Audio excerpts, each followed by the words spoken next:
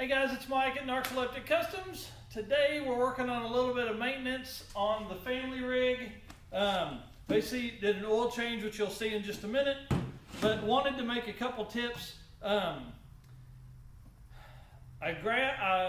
went into O'Reilly's, our spot there in Centerton, and grabbed a filter, said give me a midline filter. It was a Wix and it wouldn't fit. So my suggestion is if you have two cars, always pull the filter off of the engine to take in there, just in case something doesn't fit right. I fought with it for about 45 minutes to try and get it on, because I thought, well, it shows it fits. I jumped online, the Wix filter showed it fit, but I couldn't get it to work. So anyways, took the old filter that was on it, drove back down there, another 25-minute round trip, to grab the filter that was on there. So always maybe try and keep this, like I'll show you there in the end of the video, but pull the old filter off, take it down. I grabbed a $6 oil filter wrench. It's a 74 millimeter 15 flute little wrench here, made it so much easier. Got a 3/8 drive, got a 15 millimeter socket, and then it calls for 6.3 quarts. So grab these and an extra one. I don't know, I like the Castrol deal that day. It is a 5W30 that you'll use for it. So we'll get into that, and then we're gonna get into the fun part of rear brakes. The rear rotors have been bad for, I don't know, 6 months probably. So not bad, but just a little bit of a shimmy whenever I go to, whenever you go to hit the brakes on the highway. So we're gonna go ahead and change it all out. I think it was like 180 bucks worth of stuff.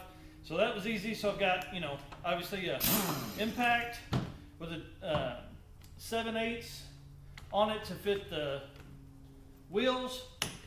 Got a 21 millimeter that we'll need for the backing plates.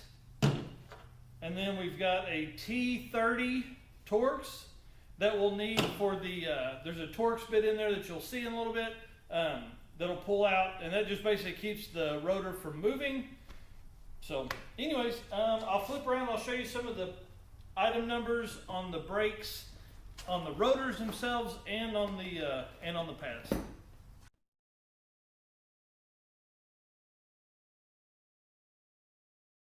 So if you're asking where the oil filter is, so do you see the blue thing down in there? That's the oil filter.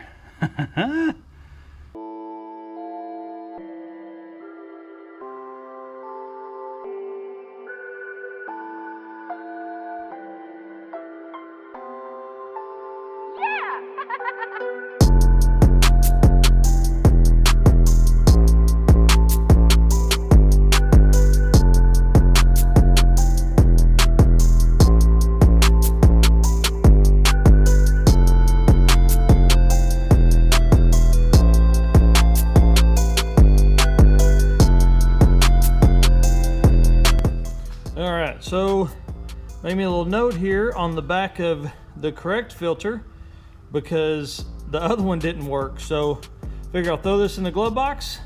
That way I've got the filter kind and when the oil is due. So, and just a quick reminder, we always use the 5-gallon buckets from Firehouse Subs, because they help firemen with their, I don't know, with their charities.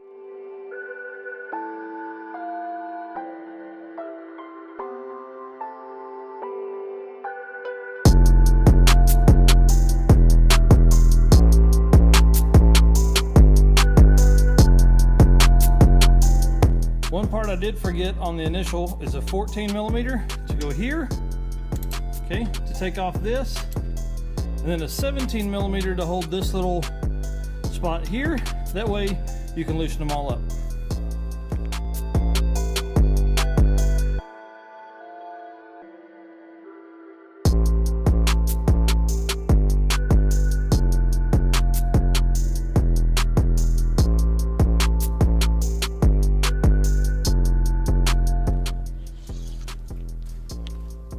T30's right here.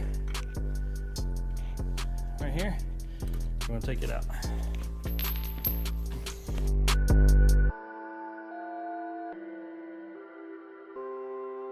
Alright, so I grabbed the sledgehammer here. Somewhere on the back, there's an open spot where the caliper goes, obviously.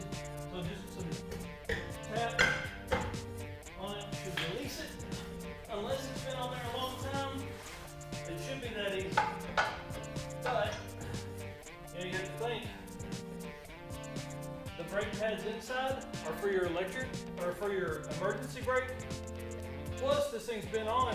You know, this is a 2013, so it's been on for 6 years almost, or it could be 6 years if they never replaced it.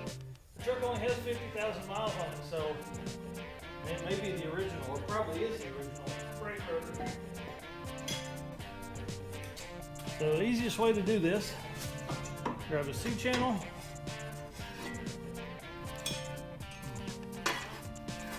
like this. There's a little flat spot right here. Okay.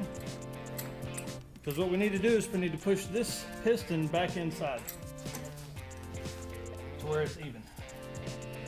So just grab the piece of wood that is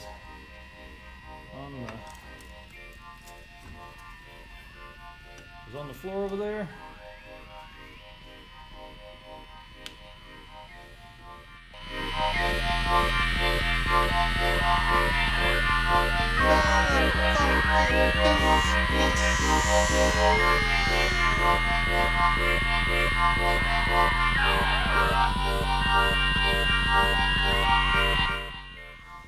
The brake rotor comes in a bag,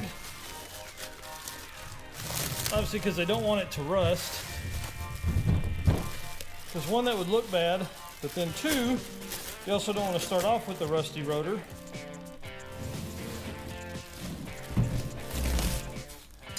But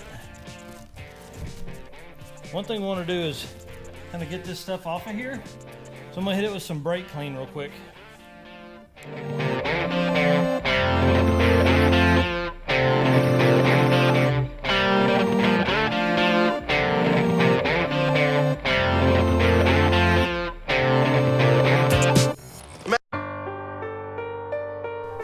Okay, going back together. Make sure you have some thread locker, just because these bolts are pretty important.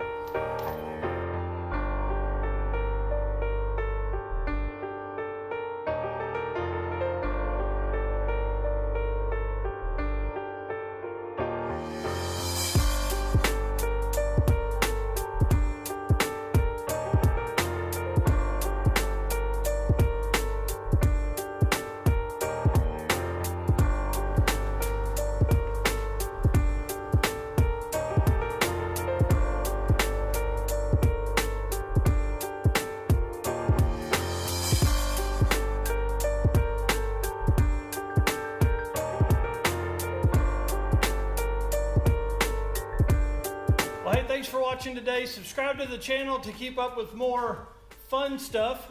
Typically, I work on stuff like the LS swap in the Land Cruiser, or LS swap or EFI installs on small block Chevrolets, things like that. So, but today I had to trade out some time in the shop for some maintenance time. So thanks again. Subscribe to the channel to keep up with what's coming.